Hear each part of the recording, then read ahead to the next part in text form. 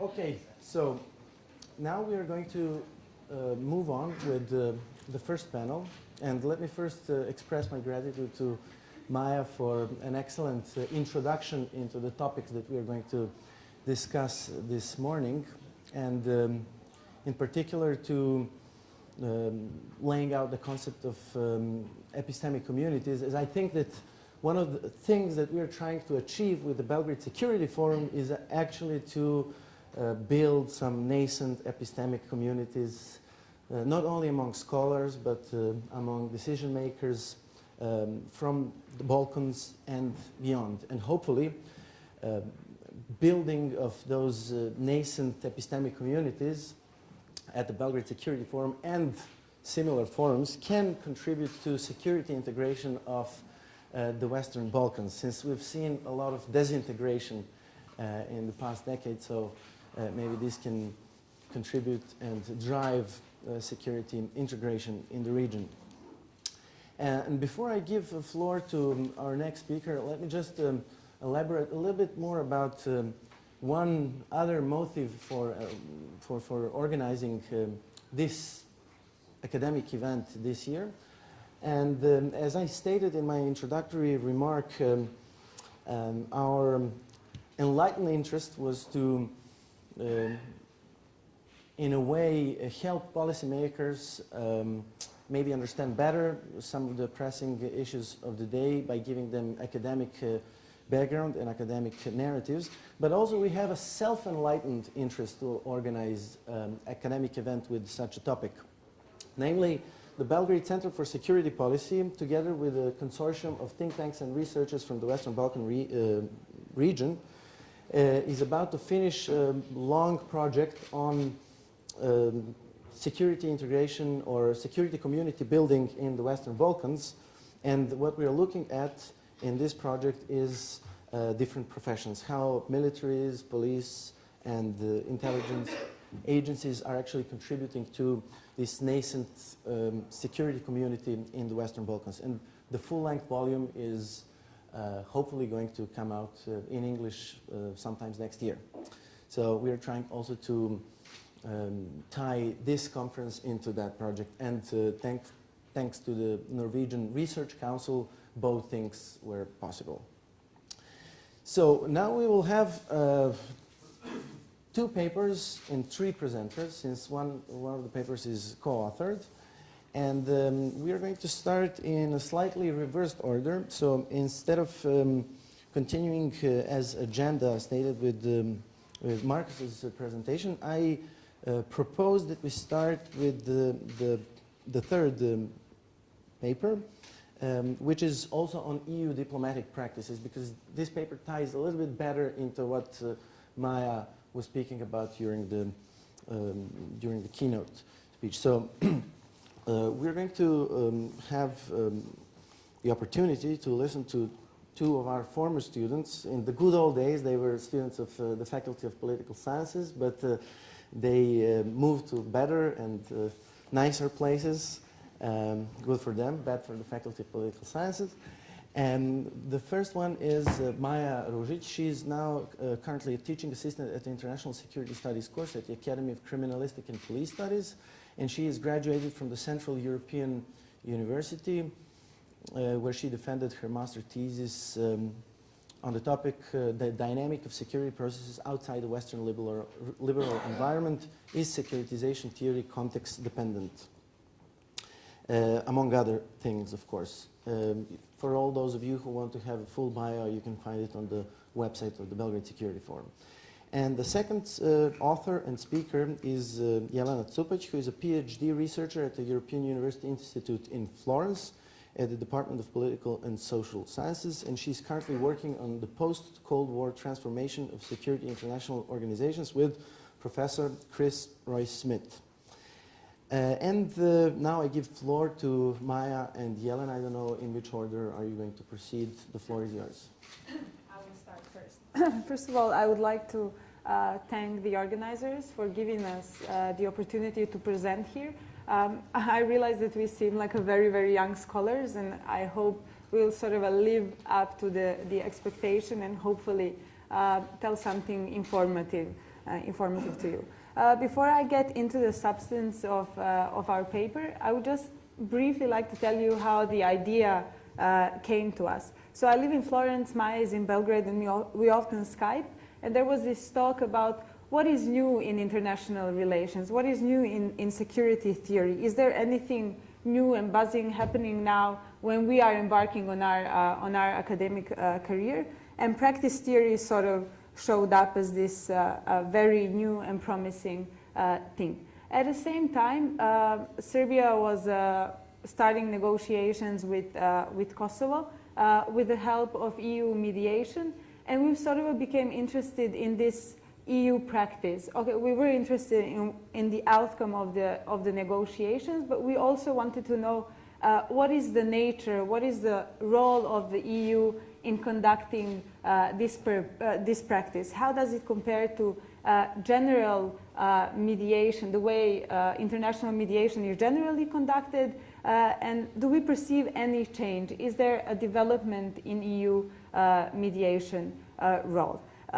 So now we'll tell you a little bit about a theoretical part of our research, a conceptual and theoretical part, and then Maja will take the floor and tell you something more about our analytical findings. I don't call them empirical findings because this is a very early stage of our research. So I will be grateful for, or we will be grateful for all the comments, all the suggestions, and so on.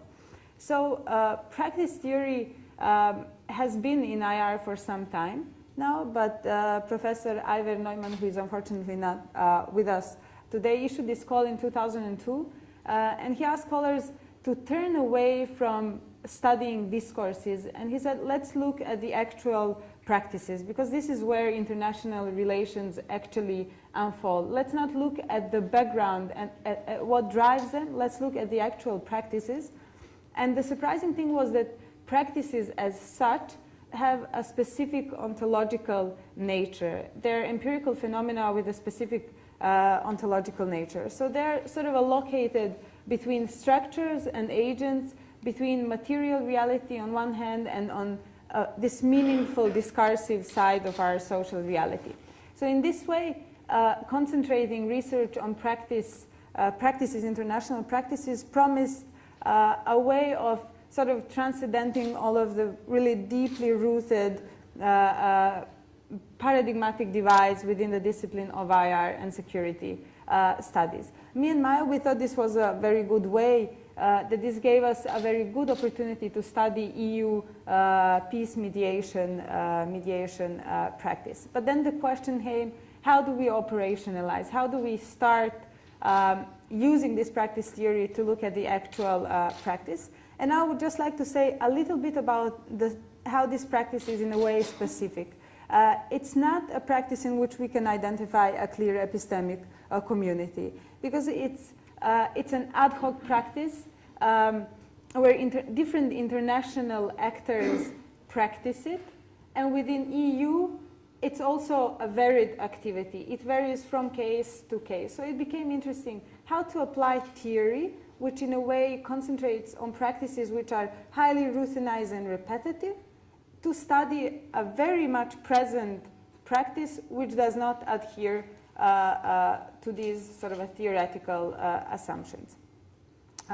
So we've decided, as most of practice theorists, to go to Pierre Bourdieu and to use sort of his stencil or his conceptual apparatus to untangle the EU mediation. And here we, of course, use the concept of habitus and the concept of field and the concept of practical sense. So far, because using all these different concepts creates a stage for a really large research. So far, we've been able to untangle some of the elements of habitus. So now we'll say a little bit more about that and how we use it, and then Maja will proceed. So habitus basically, in Bourdieu's understanding, or in my understanding of Bourdieu, as far as it is correct, consists of these dispositions which agents hold, but dispositions are the sort of internalization of the externalities, of those intersubjective meanings that are created in society. So habitus is sort of a background knowledge or these historical layers which agents carry with themselves when they engage in other social activities, which are happening in the field, which is specifically structured according to power relations, according to object of struggles, and so on. And when we looked at and we've asked, what is the habitus? What are actually the elements which constitute the European peace mediation? What are the elements that make it such as such, or what are the elements that will help us untangle and see why it is such and such? We realized that we don't have one habitus, but that we have to hypothesize or theorize about 3 types of habituses, if you like. It doesn't sound nice, but habituses. And we propose that there are 3 of those. The first one is habitus, which is consisted of general norms, rules, and culture of international peace mediation. So let's look at the specific cases of European peace mediation and see how well does it correspond to what we already have, what has already internationally been used and how it was practiced. Then we realized, okay, there is also something very there has to be something very European in European peace mediation. So we said, okay, this practice has to be influenced also by the rules, norms, and culture, which are very much specific to European Union, its history, and current development and everything. And the third one is that concrete mediators who are sort of we can speak about them, I think, in terms of epistemic communities, but these personalities are usually political personalities chosen to conduct this role. So we believe that there is an influence of the influence of the diplomatic culture of the countries that they come from on the way they perform this mediation. So far in our research, we've concentrated mostly on the official documents and on some policy documents that sort of describe the process of European peace mediation. We didn't have the chance to conduct interviews, even though this would be very important for our research, but because of the limited sources and because of the stage where our research currently is, we hope to do this in the future. Maya will now tell you a little bit more, a substantial side of our research by concentrating on two of the first habituses I exposed. So Maya, go. Thank you, Jelena. So, in order to examine whether European international peace mediation drifted in some way from what is generally perceived as as international peace mediation in diplomatic history and practice, we decided to analyze it through 3 different cases, which are contextually and timely completely different, depending on the involvement of EU as a mediator in involvement and the relationship of EU as a mediator with the sides at the mediating table. So the first one, we decided to go with Aceh peace process, where European Union doesn't have any special relationship neither with Indonesia, neither with the peace movement, with independence movement there. The second case is EU involvement in settling Russian and Georgian conflict in 2008, where Georgia is a part of EU's neighboring policy. The third and interesting case for us, and the most appropriate one to see EU mediation at hand, was the recent dialogue between Serbia and Kosovo, where both Serbia and Kosovo have an aim to become EU members someday. So, in order to analyze these cases and to see how EU mediation drifted or didn't drifted from mediation in general, we put the practices from 3 cases to the first habitus, which regards to the norms and the practices and sort of strategies that are applied through mediation, and as well the second habitus, which refers to the norms, ideas, and cultures that are brought on the negotiation table by European Union. So in the first case, which is a very interesting one, sorry, Actually, neither European Union nor Indonesia nor the independence movement wanted the involvement of European Union. Actually, it was the Crisis Management Institute who was the lead mediator there. However, when the process and thanks to the role of Marti Ahtisaari, who was the leading negotiator, European Union was introduced as a possible source for financial but also for political support. So EU was involved through that mechanisms and compared with the norm, which is impartiality as a mediation norm which is accepted. European Union was very much impartial because it didn't have any specific interest towards Indonesia, as well as Indonesian government, as well as the movement for independence. And also European Union showed flexibility, considering that it was engaged in the late stage of the process of mediation, but it was also engaged in long-term peace building because with the establishment of mission, who was there to enforce the memorandum of understanding, the European Union was interested in long-term situation and the settlement of this conflict. The second case, it happened in 2008, and European Union here had more involvement and more interest to get involved in the mediation process. The European Union had a leading role, considering that the negotiations and mediation process was led by the French President Nicolas Sarkozy, and he was also helped with the EU High Representative at that time, Javier Solana. The role of European Union in this case is not that impartial, considering that the European Union was aiming for and has an interest in keeping territorial integrity of Georgia, but you managed to apply flexible approach there, and thanks to the implementation of facilitation and procedural strategy, it managed to reach an agreement between parties and settle the conflict with the 6-point agreement, and as well was later on involved in implementation mission, as well as with a monitoring mission for peace, which was one of the conditions that both of the sides agreed.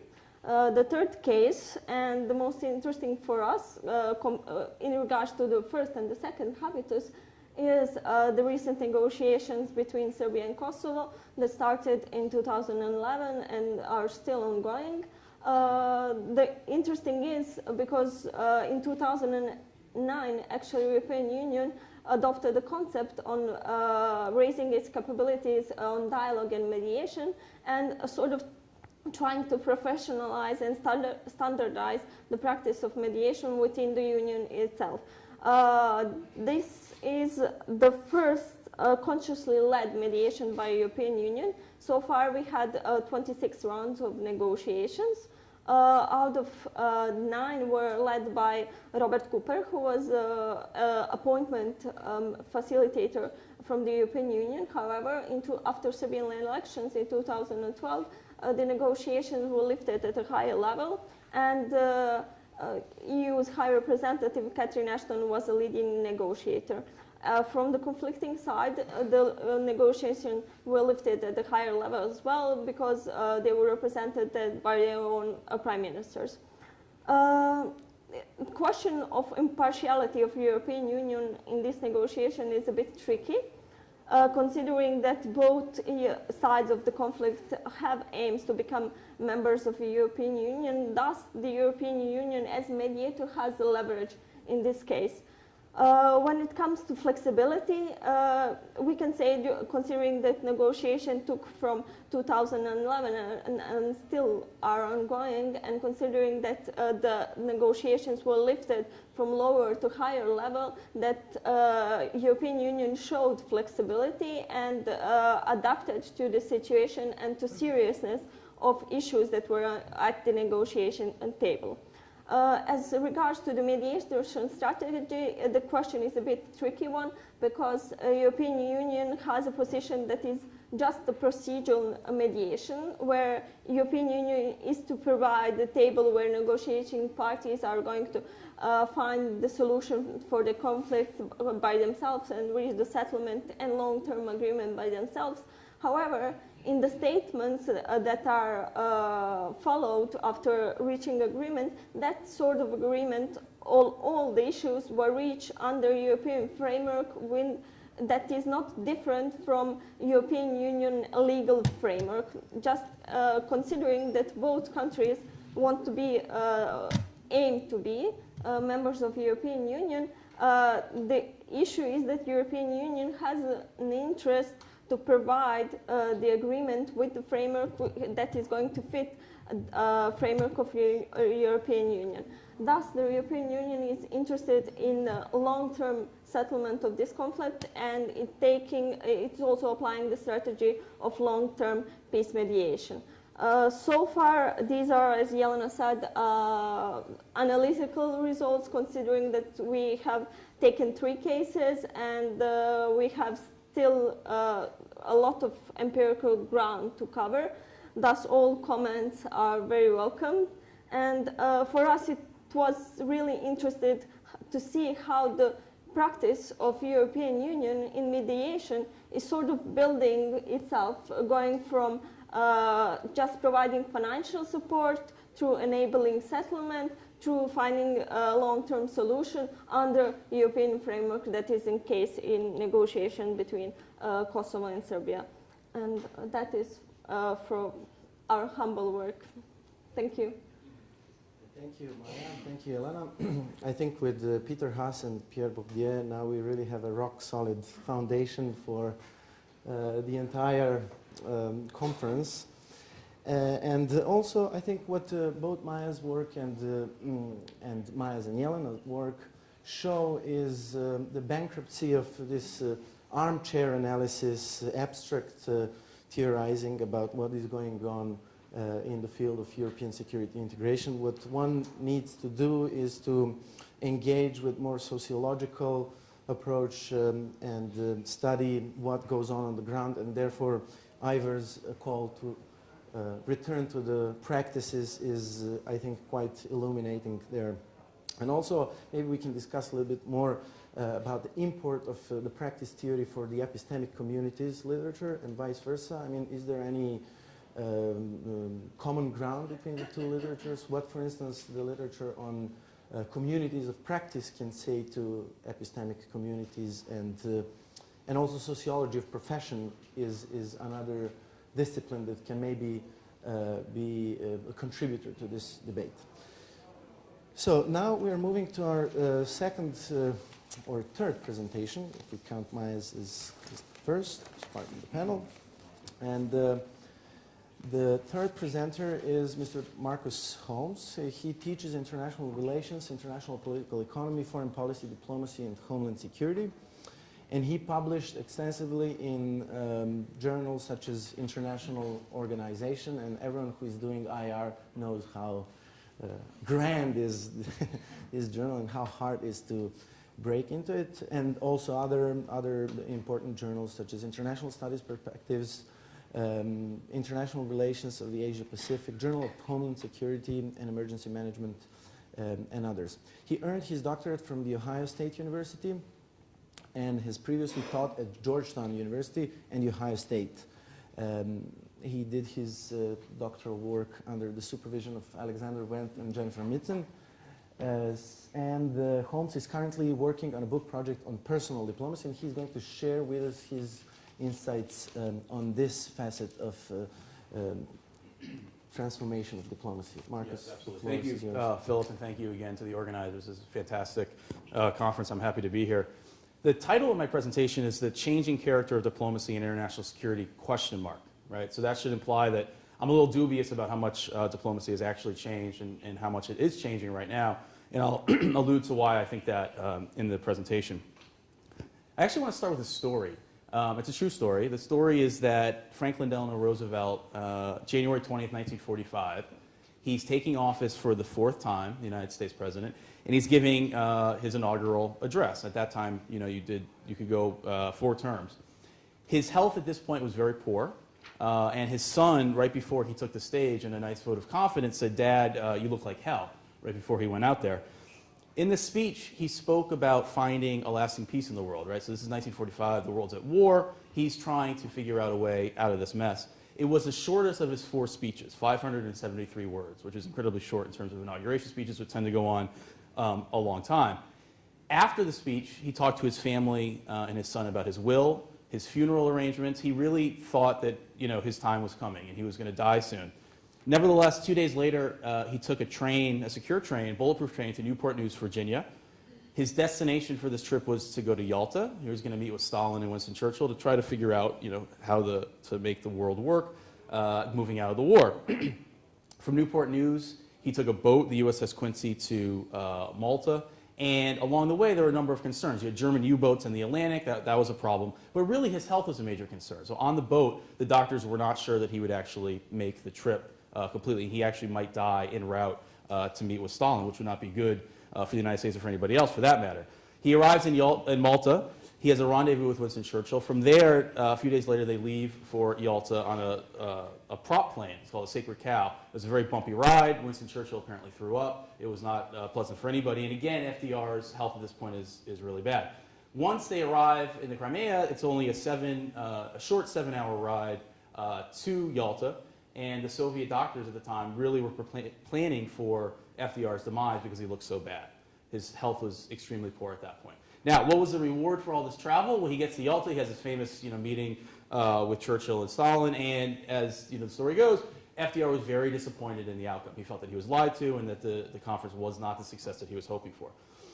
This episode, and episodes like it of personal diplomacy, have been taken by many as reason to think that they're not actually that useful, or in effect can actually be quite dangerous, right? So a lot of people, particularly neorealists, argue that personal diplomacy is either a waste of time on the best of circumstances, or ultimately gives you false hope about the prospects for cooperation and peace.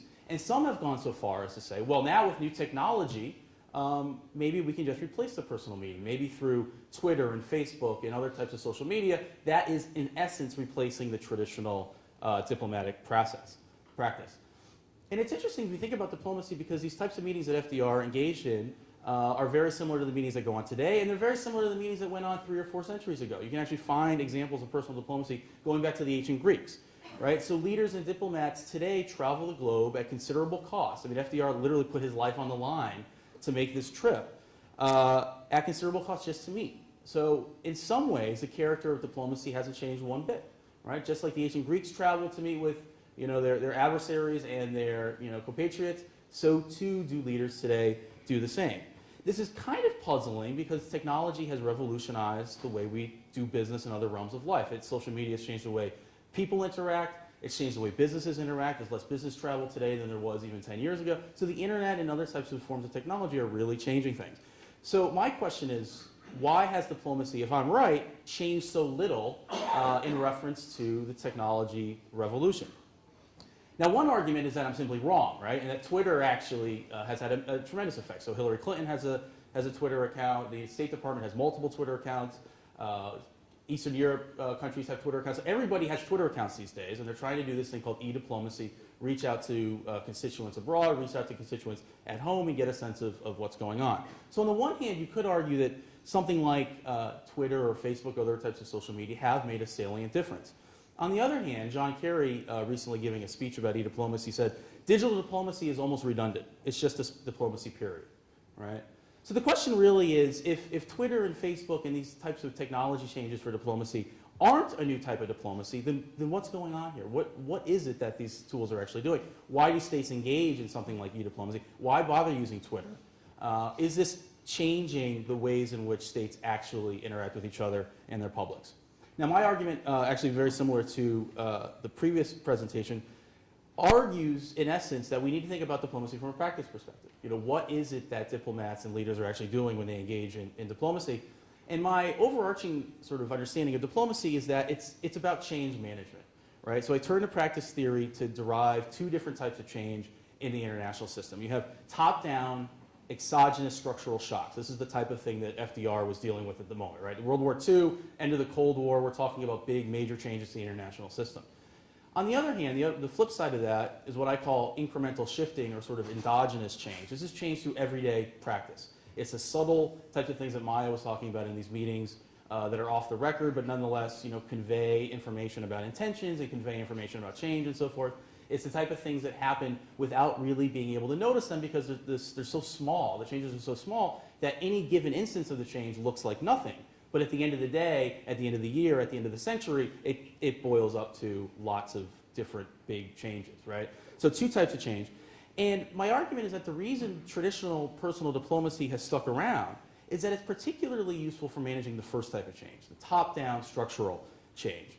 And on the other hand, e-diplomacy, or diplomacy with digital technology, I argue, is particularly useful for detecting and responding to the type of small incremental change that states have to deal with. The reason for both has to do with neuroscience and our cognitive limitations and our psychology, which I'll talk a little bit about. But the upshot here is that I don't think traditional diplomacy is going to go away. I think traditional diplomacy has a place, but I do see a new role for e-diplomacy, not just in speaking to other publics and speaking to constituents in a public diplomacy type of way, but also listening to what's going on and trying to respond to what's happening on the ground in terms of these small incremental changes. There is an assumption, I think, in the literature about e-diplomacy that it is ultimately about public diplomacy and that digital tools are about speaking. And in my research, talking to diplomats and foreign ministries that use Twitter and so on, they argue that that was the case. In 2006 and 2007, 2008, they used tools like Twitter to speak. But now they've realized that the real value of the tool is for listening, right? And so they're using Twitter not to just speak to others, but to listen to what's going on, collect that data, put it into computer programs that can kind of analyze what's going on, and that gives them a sense of where the world might be headed. So the other thing I want to do in this paper is conceptualize e-diplomacy as more than just public diplomacy and capture its real fundamental essence in terms of change.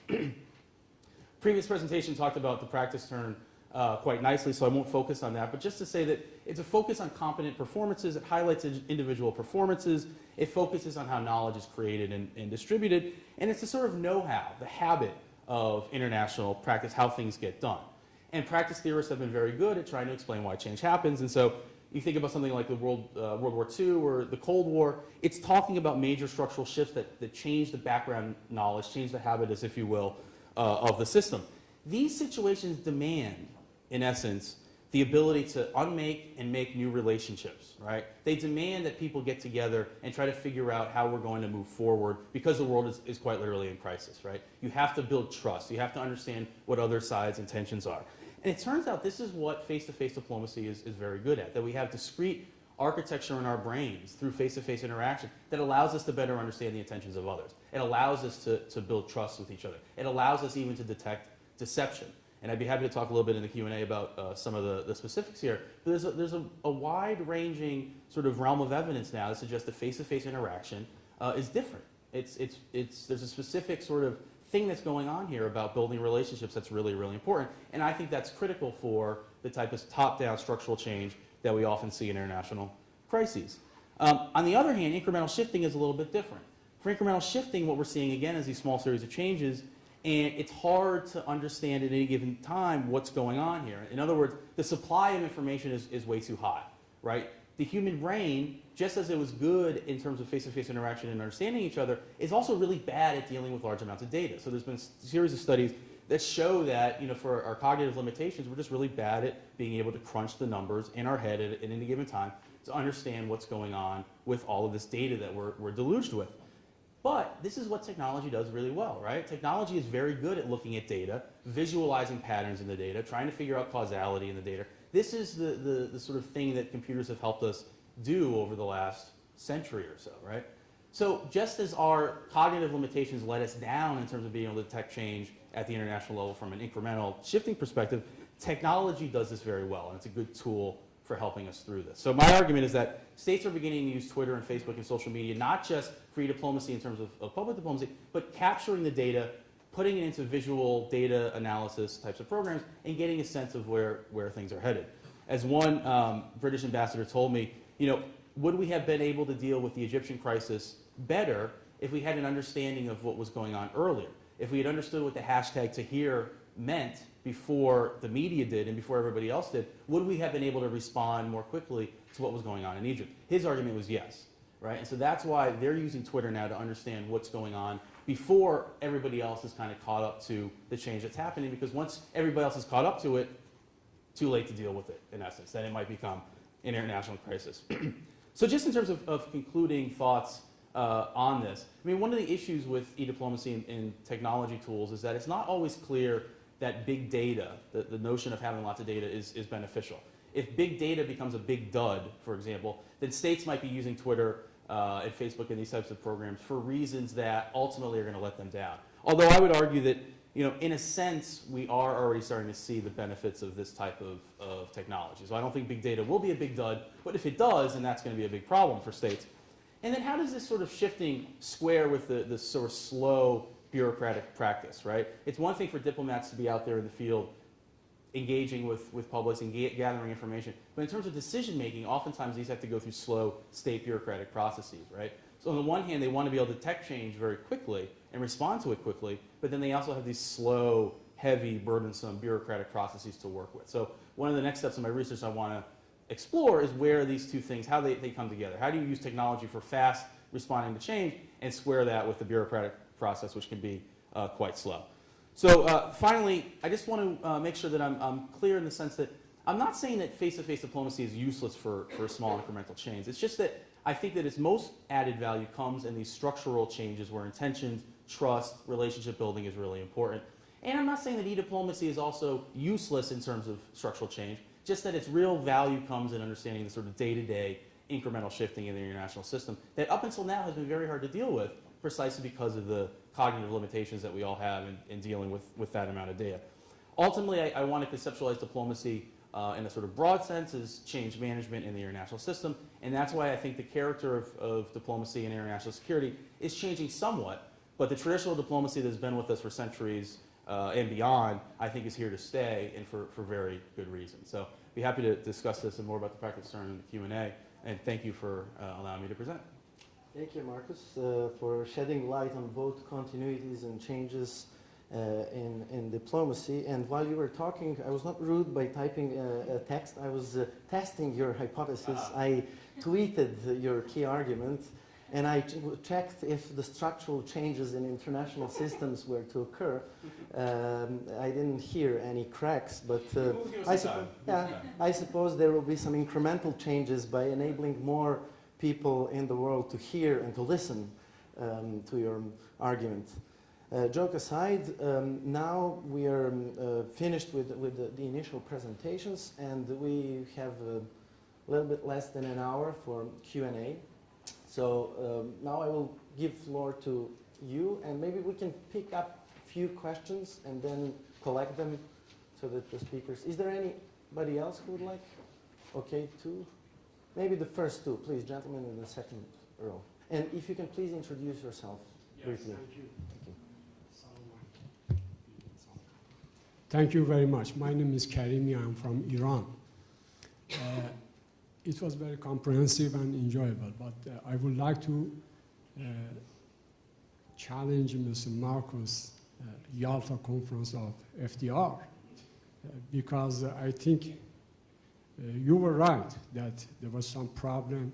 He was tired, he was old, but face-to-face meeting was very important. As my knowledge, I have gone through Yalta conference. It was very successful. As you said, it was a failed because he built the trust between himself and Joseph Stalin. He used to call Joseph, and both they made joke against Winston Churchill. And he was very happy with Russia. He wanted to build a better relation between United States and Russia or Soviet Union of that time. But coming to the relevant subjects of the conference, I think two important elements are very important we have to pay attention to them. Why we go for public diplomacy or face-to-face meetings? Because the mass media are not doing their duty in a proper way. Because you have the technology, the mass media is over there, they can cover, but they are not giving the better or correct news and the views of the events happening. That's why we have to go face to face and refer to the public diplomacy. I think it's good to bring the role of the mass media, enjoying the technology of present day, that why we need still the old type of diplomacy to build trust. And that's very important. And I enjoyed Ms. Jelena's speech on the subject. And I think it is good if you can elaborate the example of present situation in Syria, as we see that Russia and United States are trying to go through the dialogue, solving the problem. But it is the Britain and France that are more warmongering of the case. Thank you very much. Thank you very much. Let's collect another question. Lady in the fourth row, please.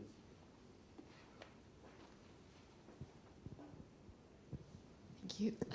My name is Natasha Wunsch. I'm a PhD researcher at University College London, and I have a question to Maja Cross regarding your empirical findings on the size of the epistemic community. So I was wondering if you found an overlap of the full membership of co-repair being part of one epistemic community, or if you had cases of maybe within the co-repair there being a smaller epistemic community, or on the contrary, external members being part of the epistemic community, but not necessarily inside co-repair.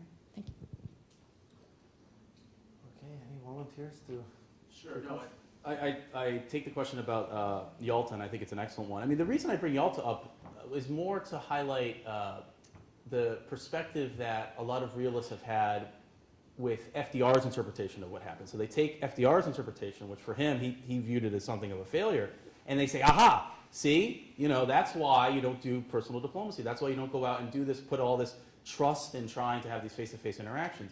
But I also agree that if you look at what happened, there's an argument to be made that the face-to-face actually was incredibly important, right? And so that's kind of what the point of my research is to show that, first of all, in any of these conferences, there's winners and losers in a sense, right? So was face-to-face important? Well, the question becomes to whom, and who benefited more from the conference and so on, and we can debate the history there.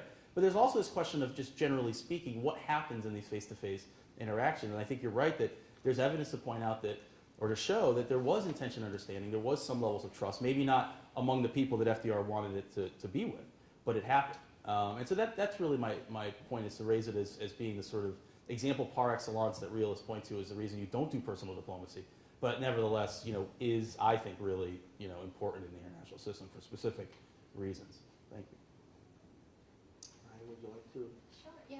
Actually, I'll address that question as well as one that you raised earlier, which is on this intersection between the practice theory that my colleagues have discussed and the epistemic community approach. Because I've actually tried to look into the theory with Vincent Puglio's work and Emmanuel Adler's to try to see if it might shed light on some of the dynamics within epistemic communities. And maybe this is a question or challenge for those on the panel, but it seemed that the definition of practice, a practice, is just too broad and amorphous to actually be valuable. Now, maybe your reading of it is different, or perhaps you are refining it, but it just seemed from some of the work that I've read on practice theory that almost anything qualifies as a practice. War is a practice of a kind. The things that you're mentioning, using Twitter as a practice, diplomatic norms, such as the shared professional norms I talked about, are practices. So where do you draw the line? Is it strictly about a kind of level of analysis issue? Does each scholar have to define a practice separately? And so I ended up kind of discarding that connection, even though at first I thought it might be valuable to epistemic communities, because how is it then different from a professional norm, right? Especially if we then go into the sociology of professions, which I have found useful for my work, because it seems the definition of expertise has to stem in some way from the sociology of professions. So for me, that was very valuable. But I would be interested in knowing where you actually draw the boundaries of a practice. But as for the question from the audience, thank you very much.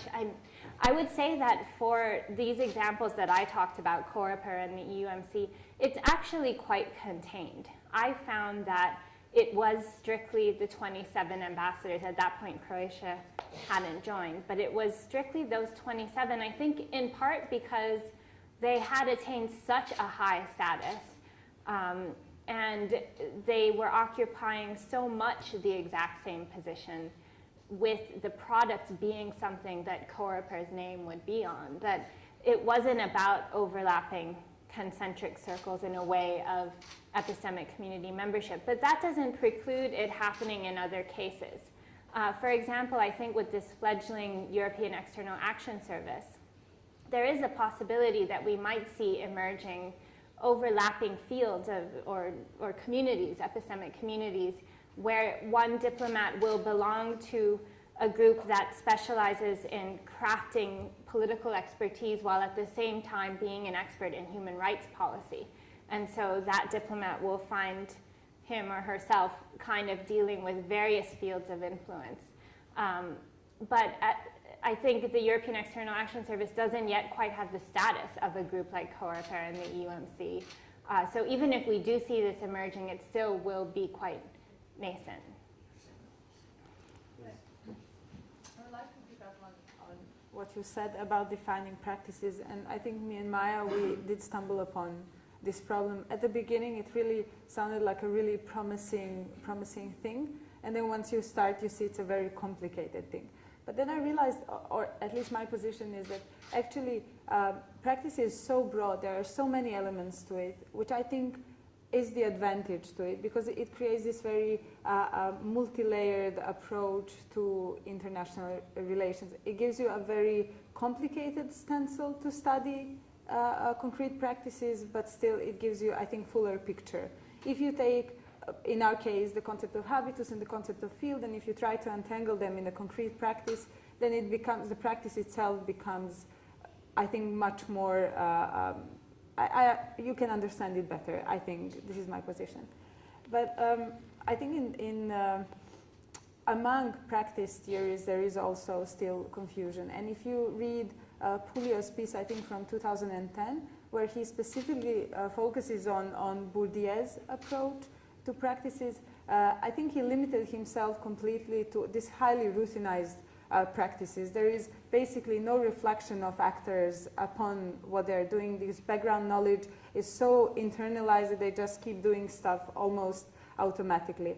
But I think that even this approach, trying to contain the definition of practice theory, I think it sort of limits it then. And then they had to go out of it. So I agree with you that there are problems, but yeah, as with all the other things. As for the merging of practice theory with epistemic communities, Emanuel Adler, I think, does a good job with this. But I think it's very important to decide what, in the language of positivist science, what is dependent and what is independent variable here. Because do we use practices, do we look into practices themselves, or do we use them to explain some other phenomena? Do we use security communities or other epistemic communities to study them as such, or to explain some other phenomena? I think this would be a very important thing. Yeah. And in addition to that, we also had problem defining international peace mediation as practice, because Adler and Puglio, as one of the criteria, they said that practice has to be patterned, but mediation is not patterned. It just varies from case to case. So that's sort of one aspect that we have to explore furthermore in our paper, but definitely we can't see that mediation is a pattern practice. But I took it more as a challenge for practice, for refining practice theory rather than discarding practice theory altogether on that. Yeah. If I can misuse my position and just make one follow-up question on that and challenge maybe Maya's conceptual framework. I mean, we've all stumbled upon this problem of what the practices are. There was Ever's article, which was more into some sort of post-structuralist understanding of practices. Hey, stop talking only about discourses, let's analyze practices. And then we had Puglio's first Bourdieusian incarnation, and then the second with Adler's book, which made it so vague that now we don't know.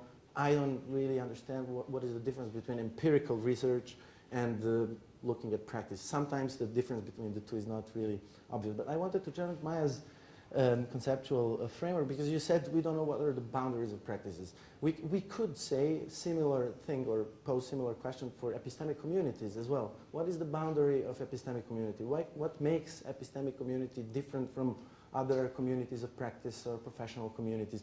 One of the preconditions in Peter Haas' article was the causal beliefs, common causal beliefs. But do all mill reps in the EU have common causal beliefs? Because common causal belief insinuates some scientific approach to things. I mean, or is there any common causal belief between diplomats, for instance, in the EU or military representatives? Okay, if you can. Yeah, please respond, and then we will collect other questions. Okay, yeah, thank you for this question. I think it actually elaborates upon the earlier one in a kind of more conceptual way, is this question of boundaries of epistemic communities. For me, the concept is much, much more concrete than practice theory, but maybe it's because it all has to be put into some kind of strong empirical basis in order to really see what a practice is in a particular context, as well as an epistemic community. But yeah, I would say that when you have a very strong epistemic community, the who is in it is quite clear because of one of my variables, which is the meeting frequency. Who is coming to the meetings, right? The idea that Marcus brought up of face-to-face diplomacy is absolutely crucial. So that becomes quite self-evident. Now, there are other people who come to COREPER meetings, like commission officials, and on occasion, Cathy Ashton, and sometimes there's a room with 100 people in there, especially for EU military committee meetings. But then that tends to be the formal meetings, and this is why then I distinguish between the formal and informal, because who's really coming to the deliberation? Those are the informal face-to-face meetings.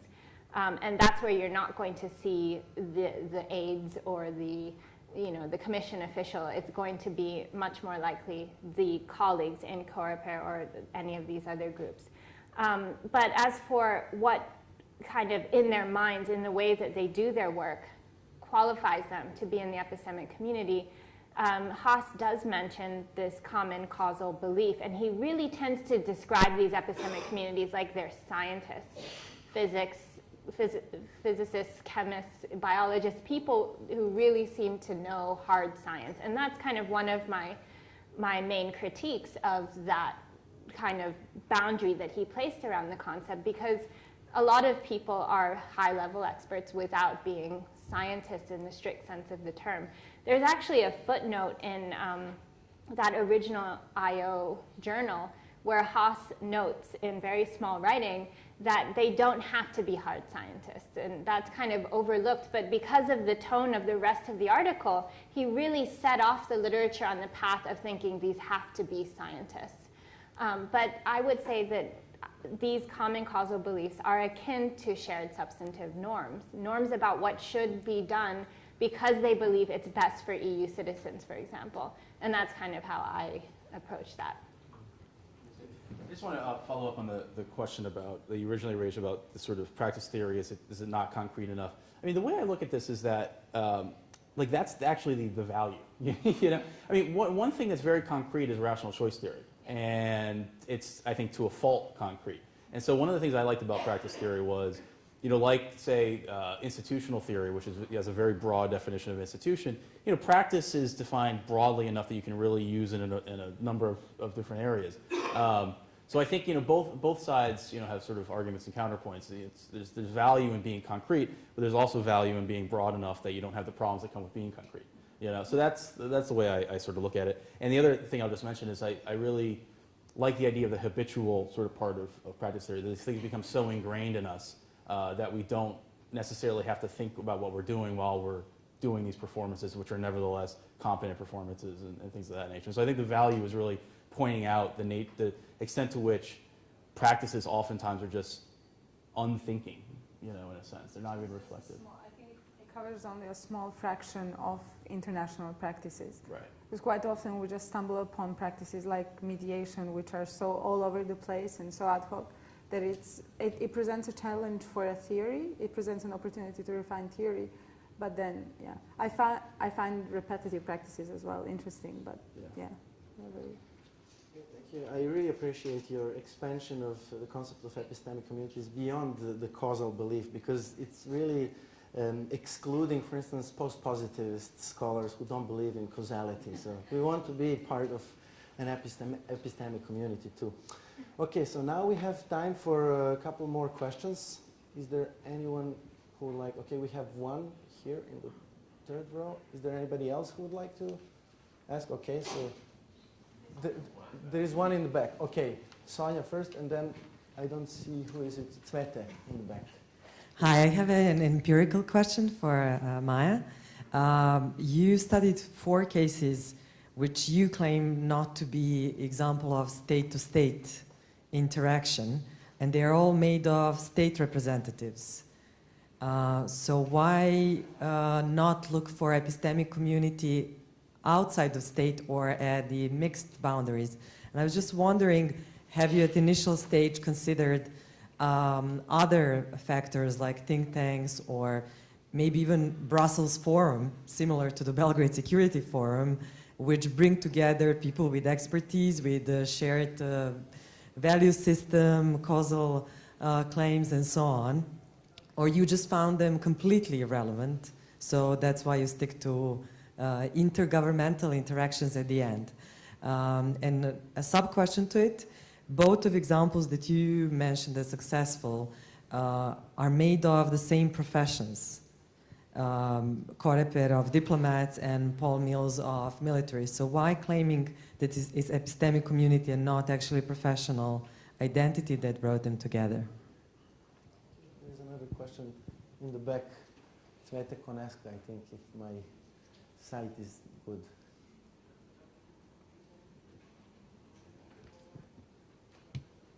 No, it's Andrea. Thank you very much. Andrea Bogdanovska, Analytica, think tank Skopje. I have a question for Professor Cross. I wonder whether, as part of your research, as part of your observation, you have put into perspective and observed whether there have been some changes of practices pre-2004 enlargement and post-enlargement period, and also how do different enlargement processes with new EU member states affect the already established practices within the military committee or COREPER, if at any? Thank you very much. Thank you very much for the questions. I think Sonia's question is an excellent one. I actually looked at 5 cases, and one of them was not of state representatives. It was the group of personalities in security research, so-called. But that was comprised of actually the traditional kinds of scientific experts who are doing security research. It actually ended up being more of in a way, a failed epistemic community. It emerged, it grew in power, and then it kind of fell apart after that. But I think the reason why 4 of my 5 cases are focused on people who are essentially representatives of states is because we're dealing with security. So it's this kind of high politics issue that states already hold to closely. But then you might say, well, then they're just state actors. And this is where I really emphasize that the reason they qualify as epistemic communities is because they're doing more than their job description requires. They're essentially not just bureaucrats doing what they're told to do, but they're taking it beyond what they were expected to do, and in turn creating unexpected degrees of integration. So that's kind of where I see the importance of them. What I did was, when I started off, I went to Brussels, and I just said, I'm going to consider any possible grouping of actors that is involved in security. And so I did have think tanks on the list, and I interviewed a bunch of people representing think tanks. The problem there was that they tended to be forums. You know, they tended to be places where they brought people together, and those people became the epistemic communities. But they in themselves, the people working at these think tanks, were not really taking on that dynamic of an epistemic community. And so I kept testing this at various locations. I even spent 3 months at one of these think tanks in Paris. And one thing that also happens among them is they tend to kind of rotate jobs at different think tanks. But they're not kind of going beyond and pushing for policies. They're a place where they foster other people's work as epistemic communities. The issue of the professions, I do think that there's a lot of overlap between professional groupings and epistemic communities, but yet we still need the latter concept because a profession is way too huge to be an epistemic community. So we need to find groups within these broad professions that take on the characteristics of shared norms and shared policy goals. The Civilian Crisis Management Committee is a good example of a case that I studied that was comprised of different professions. So it had police in it, it had legal experts, it had pure civilian crisis management experts. It was a mixed group. And I would say that it was kind of a low-strength epistemic community. Part of it was because they had different professional approaches. And to some extent, this is a benefit. Having a police officer explain what to do in a civilian crisis management situation is valuable beyond just understanding the legal aspect. But they tended to not agree as much for a variety of reasons. They didn't have the kind of common culture emerge. They had an esprit de corps, that was certain. They met enough, they were based in Brussels. But it didn't really move onto a common culture with shared substantive norms. Interestingly, and this is sort of to get to the second question that I had, there was specifically in the civilian crisis management group a distinction, in a sense, between the newer member states and the older member states, the pre-2004 versus after the major Big Bang enlargement. But it wasn't that the new member states representatives had less influence. In fact, what I found was because many of the Central and Eastern European countries had little experience with civilian crisis management on their own, they didn't have the departments in the home capitals instructing these representatives in very strict ways about what to do. So these people were able to kind of really go on an adventure in a way to arrive at Brussels and develop a civilian crisis management component for their member state that was a new area, a new kind of contribution. So you did have within this group kind of groupings within a looser nascent epistemic community. But in general, I would say that I was not able to do research before the 2004 enlargement, but as you know, because there's at least a 10-year period in which new member states have representatives in Brussels, the transition itself that happens upon the day of enlargement is not that dramatic. The people who have been representing their countries in permanent representations all of this time usually quite smoothly enter into that formal position. And then there's also a kind of very strong collegiality and socialization effect that occurs because it's not just new member states representatives coming in, but everybody is rotating on 3 or 4 rotations. It may not just be the person from the Czech Republic who is new, but also the person from France who is new. And so they tend to socialize each other into the common culture that is unique to the Brussels environment. I hope that helps answer those 2 excellent questions. Any other responses? Please, gentleman. Thank you. Just a follow-up question. My name is Efrem Radev. I'm coming from the Regional Cooperation Council. Because we're talking about communities in the security area, and that was your research, have you looked, because security is not only that part that you researched, the security is also the other part, which is the adversary of security. Have you, do you consider the possibility of examining these kind of communities in the organized crime, in terrorism, in money laundering, even in some kind of religious groups which tend to unite in this kind of business, the adversary of the security? Thank you very much for that question. It sounds like a great idea for a next book project. But I have looked at the internal security side, and I started to go into still looking at the crime fighting side rather than the criminals themselves. But I looked into Europol and the EU Intelligence Center, INTCEN, it used to be CITCEN. So I have tried to address the kinds of groupings that are beyond sort of the highest politics, external security aspect. And what I found was they weren't really engaged in the same dynamic as what I had observed.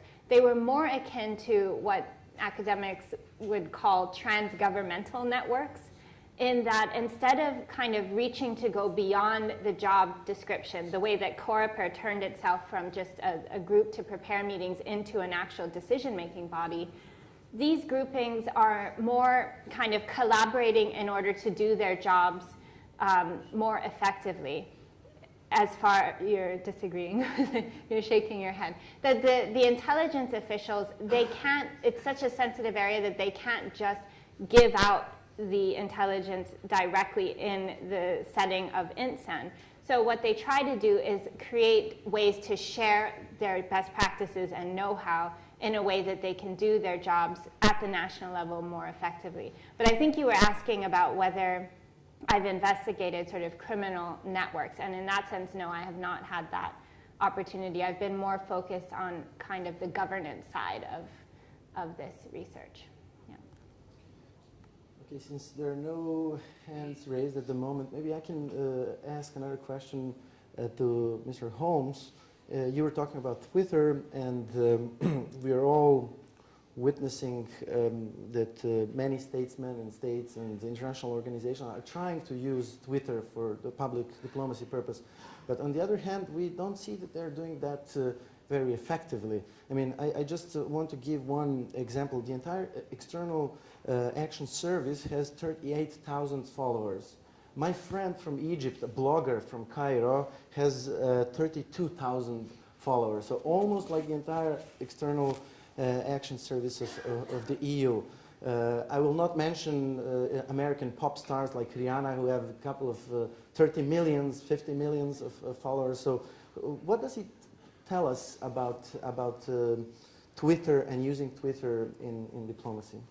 Good question. This is actually one of the motivating questions I had for this project, which was all of these states and diplomats and so forth are using Twitter, and my observation was the same. They're using it very poorly.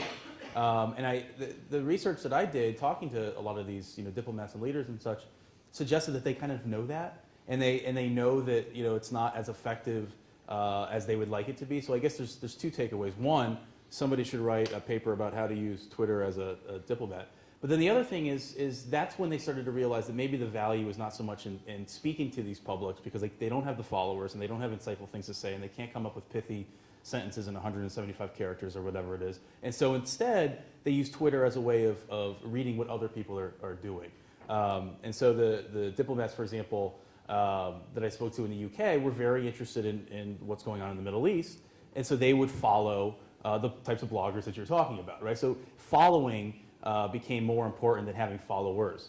And I think that's the distinction that, as I referenced in the talk, between 2006, 2008, and now. They've realized that this idea of trying to get followers as a diplomat just is not working, but the value of Twitter is in trying to see what's going on out there, following events, following others and such. And that's an important difference. And maybe one of the things that needs to be done is somebody needs to write a policy paper on Twitter as a listening device as opposed to just a speaking device. It's strange. Diplomats and statements are into following others, not having followers. Okay. Something really important is changing in world politics. I think we had one hand raised here, and is there anyone else who would like to? Okay, there's another one in the back. Yeah, my name is Ali Binyaz, and I'm from IPS in Tehran. So probably I wanted to actually explain something about the issue that you've mentioned. It strikes me that security models, they have the risk of oversimplification. So in the case of the digital diplomacy that you've mentioned, we know that diplomacy is for conflict resolution. But then what happens? If the market that you are going to face has been segmented, and the deprived people, they do not like to talk to you. So they would be a missing part of the issue. And then if you have to actually collect the to go and then collect the information and on the basis of that proceed in the face-to-face diplomacy, and you have a missing part, then it means that your face-to-face diplomacy is not correct. And what happens with this kind of, processes? So it needs probably further thinking and probably introducing the element of habitus, different habitus, into your model to make it more sensible. And then for the second presentation, probably the issue is that you've talked about the mediation and impartiality of the mediation. But then what happens that if the mediator is actually proposing and has an idea for itself to promote? The mediator, if he's just promoting the universality and universal values, which are actually at the core of the dispute between the parties who are going to be mediated. So what happens with that? So how can you be ensured about the impartiality of the mediation and the correct specification of the problem? Thank you. Thank you very much. We have another intervention in the back, please.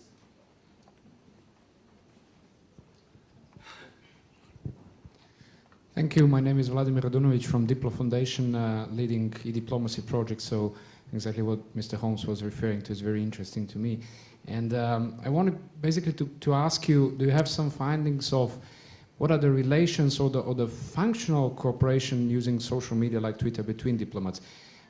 There are some statistics that when we are back to following and followers, that the leaders, world leaders or ministers and so on that are on Twitter are quite poorly connected. For instance, the State Department e-diplomacy department, which is one of the most famous ones when it comes to the social media and Twitter, is very poorly connected to or following the other leaders. While, for instance, Carl Bildt, I think, is following about 40, 50 ministers. To what extent social media and Twitter can be used among themselves? Is it just a kind of, so apart from following and communicating with the public, is it a tool that can really help diplomacy and relations in maybe easing the communication between them as well as a fast dial? And just a comment that there is, when you mention Twitter for diplomats, there is a very good booklet that Andrea Sandre, who is working with the Italian embassy in New York or Washington, did, and it's called Twitter for Diplomats. So I suggest everyone that take a look. It's quite good. Thank you. Okay, yeah. Well, first question I think is absolutely spot on. That diplomacy, face-to-face diplomacy for conflict resolution, is as important, or what matters the same amount as doing it face-to-face is what the faces are. Who are the faces in the room that are actually taking part of this? And so, one of the things that I do in my book is I make clear that there's a distinction to be made between the sort of process, or I guess the practice, if you will, of face-to-face interaction and what that means at a general level. But then when you apply it to any given case, what becomes crucial is the personalities of those involved, the background knowledge, and everything. So, for example, if you're talking about a conflict resolution setting in Camp David, Jimmy Carter trying to mediate, peace between Israel and Egypt, I mean, that is more, there's more going on there in terms of background knowledge and prior history and all that kind of stuff than just simple, neurons firing because of the face-to-face interaction. So I think you're absolutely right, and it's critical, to look at who the faces are, because that really, makes a big difference.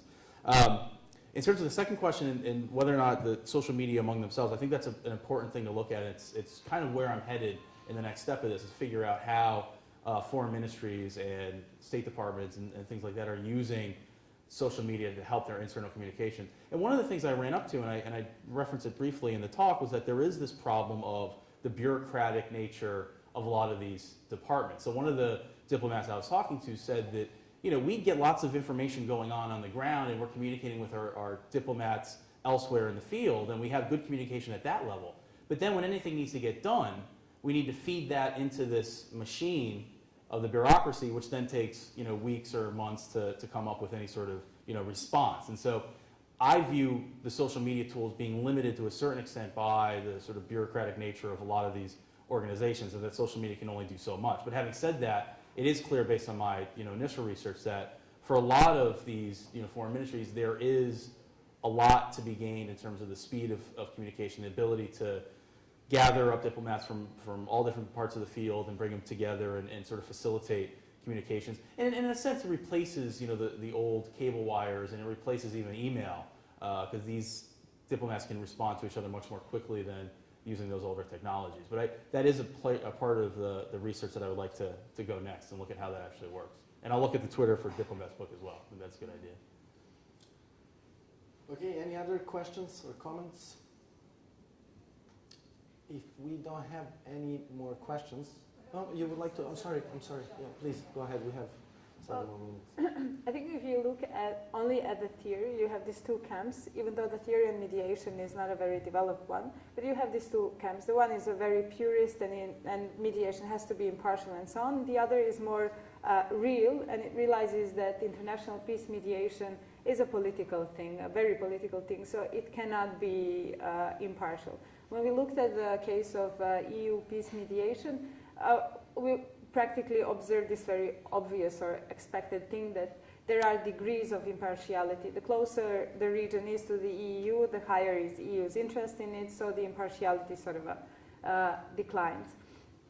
But what I was interested especially in was that EU as a mediator definitely has this inbuilt bias in its mediation. So there are general norms to which EU adheres, which are part of its development, and this is human rights. Let's take just this. And whenever it mediates, this will be one of the conditions for any agreement, or at least a minimal respect for human rights. And especially if you look at this 2009 concept for strengthening EU's mediation and dialogue capacities, it is so very biased that it is practically, it's enabling EU to conduct so-called interest-based mediation. The name is misleading, but interest-based mediation is actually an impartial mediation. So there are no principles. Within the concept, impartiality is not even mentioned. So there is a built-in bias in it. Yeah.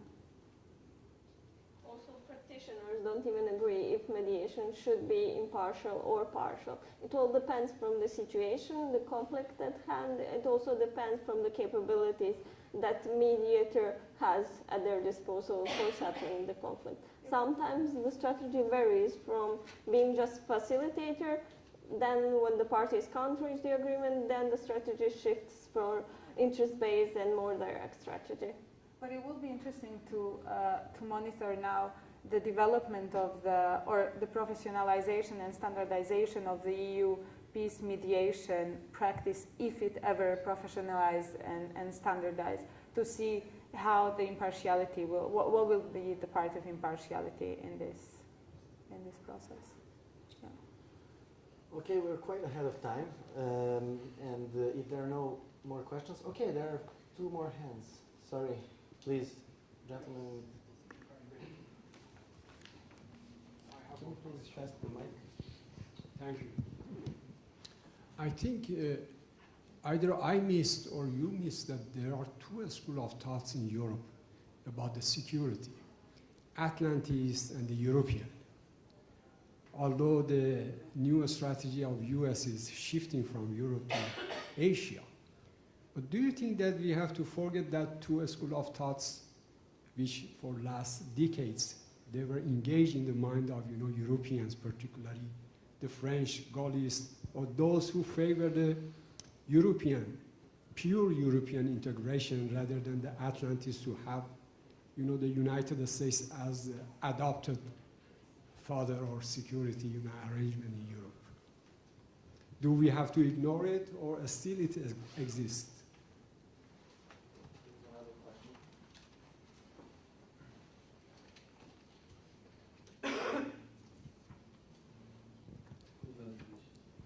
My name is George Tomic. I'm a teaching assistant at the University of Banja Luka in Bosnia and Herzegovina, also a PhD student here in Belgrade. I have a question regarding the inner dynamics of the epistemic communities. Because for me it is very hard to imagine such communities which are really deprived of negotiation, which do not bargain within themselves, and with no power distribution models. Because Ms.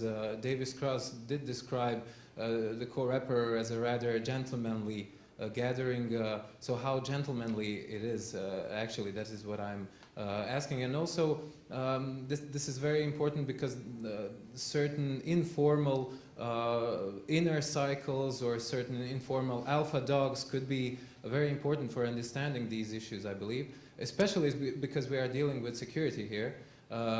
When we talk about security, one of the first questions that we have to ask is whose security? So this defining power, the decisive defining power over the security and its very own concept is important, and I think that it happens internally. So can we hear more about that? Thank you. Thank you for the questions. As far as the first one, I think you were asking about this kind of traditional divide among member states where some are more Europeanist in their outlook and others are more looking across the Atlantic and more NATO sort of obsessed in a sense than the other side. So I would say that to some extent this division is still there, but it's kind of weakening. Part of this is because the United States is focused elsewhere rather than Europe. And part of it is that the goals of what the EU can achieve and has achieved have changed. In some ways, the EU has proven itself in that although it hasn't been a lot of time, CSDP has gotten off the ground. The missions and operations are somewhat limited, but it really kind of fulfills so far this mandate of peacekeeping and humanitarian issues and sort of this broader, longer-term perspective that the EU tries to epitomize, which is to think about resolving problems at their core where they are in third countries, rather than kind of waiting for things to build up and get worse and then the problems come to European shores. So there's a sense in which if the United States is going to look elsewhere, the EU does need this kind of separate but not separable aspect to what it can do security-wise. And no country would say that NATO is not important. That is the key institution for security cooperation. But at the same time, NATO isn't willing to do everything. And if NATO, in some sense, is synonymous with the United States and US capabilities, then certainly Europeans need to be able to have their own approach and their own capability that allows them to move forward and achieve goals. I think over the long run, this may result in a kind of European added value to NATO. A lot of people refer to this as the European pillar within NATO. That's a kind of goal where Europe is strong enough that the US can say, this is a real viable partner. It's not a transatlantic divide, it's a transatlantic partnership of equals, ideally. That isn't true yet. But that's the kind of goal that people are striving for in these epistemic communities. So my sense is that that feeling of being Atlanticist versus Europeanist is weakening, although still there. There's a bit of a different emphasis among member states. But as far as the second question, which is related to this in a way, it's different when you assess kind of how the member states view the geopolitics of the situation versus how the member states' representatives deal with it in honest terms in informal meetings within Brussels. And so here, what is surprising to me is precisely what you've pointed out, that in fact, when they get to Brussels, there's a far higher level of shared values and goals than you would anticipate, especially given the stories, and I'm sure this does happen quite a bit around the world, bargaining among diplomats, sort of playing a tough game of linking issues and using all of these kinds of strategies. This is really not what I've observed in the case of the EU in these particular epistemic communities. Part of it is, again, going back to the professions more generally. My first book actually started in the 17th century, looking at European communities in multiple cases throughout European history. There's a tradition of diplomats forming a kind of international society. high-level ambassadors feeling in some ways that they wear two hats, that they are representatives of the state, but they are also a community in their own right, and their success is defined by coming to an agreement among themselves in that community. So it is surprising, but when I asked time and time again, do you bargain? Do you issue ultimatums? Do you engage in cheap talk? Do you threaten? All of these things that we see in the literature, the answer is a resounding no. They say that they can get further in achieving all of their goals if they work honestly and together to achieve a common outlook. If they define success as coming out of the meeting with a single document, then it doesn't help for them to be kind of engaged in tricking each other into sort of finding these lines of agreement through hard bargaining, through linking issues. Power obviously will come into some of this because some member states can wield more power in the outside world beyond that community itself, but they don't encourage that. There have been cases they've described to me where one ambassador or military general or admiral will arrive with this kind of gung-ho alpha dog persona, and it's very quickly shown to him or her that that is not acceptable. So they'll say, you know, we will strongly signal that this kind of behavior in these meetings doesn't work. That isn't the culture within this committee, within our negotiation rooms. It will not get you anywhere. And so inevitably the newcomer, because they don't all replace each other at once, they come piecemeal. Inevitably the newcomers learn that this is the setting that they will be operating in, and professionally it's better for them to be the one that is sort of helpful rather than harmful to these discussions.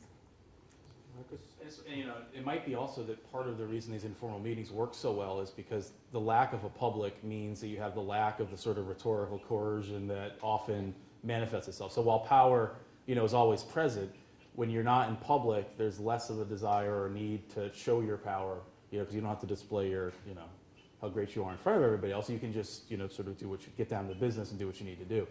So it might be that this sort of the rhetoric in public and out of public really is different by virtue of the public not being there. Yeah. Thank you. I think we would have to stop here because this has been quite a long panel. And therefore we will have a bit longer coffee break. So we will reconvene in 40 minutes. And before we go for a coffee, I think our speakers deserve a round of applause.